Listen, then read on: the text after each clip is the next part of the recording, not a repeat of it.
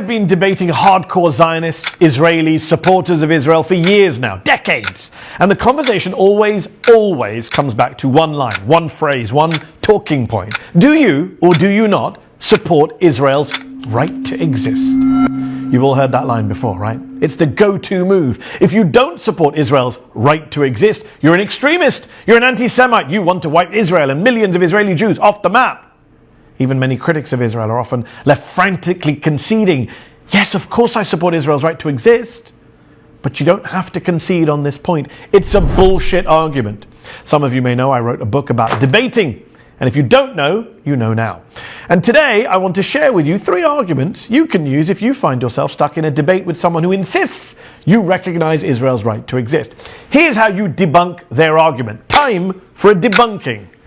Number 1. Right to exist where? Where? Where does this right to exist actually apply? Because Israel is the only country in the world that refuses to define its borders. So if you want me to recognize Israel's right to exist, does that right of Israel's extend into Gaza, the West Bank, the Golan Heights, East Jerusalem, all of which are considered illegally occupied territory under international law, and yet all of which are claimed by the current government of Israel as Israeli land? So, right to exist where? Number 2, what is this right to exist? Where does it come from? Because states don't have a right to exist. No such natural or legal right exists.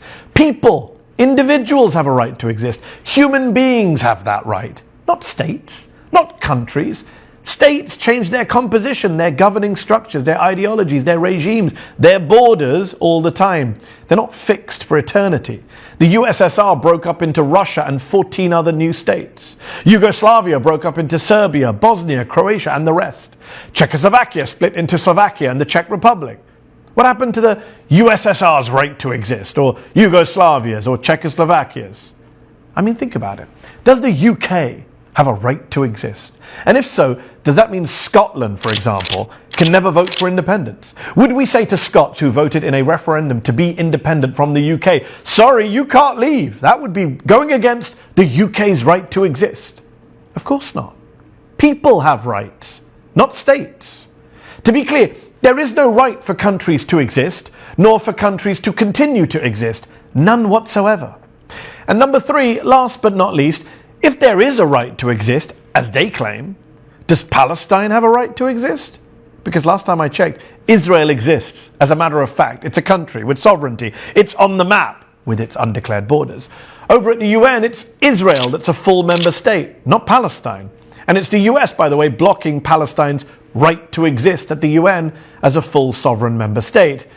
The idea that in a world where Israel is genociding the Palestinians in Gaza, ethnically cleansing them in the West Bank, and blocking their legal right to return from refugee camps across the region, the idea that in that world, Israel's right to exist is the one we should be concerned about, and not Palestine's, is both ridiculous and, let's be honest, racist.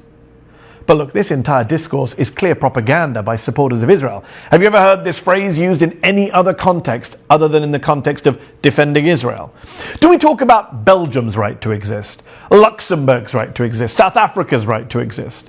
Of course we don't, because it's all demonstrable bullshit. So don't be cowed when the right to exist gotcha is thrown in your face. Don't be browbeaten or intimidated or guilted into giving Israel a pass. That's what they want, a pass. But this isn't about Israel's existence, it's about Israel's actions. Its apartheid practices, its endless war crimes, and yes, its ongoing genocide in Gaza.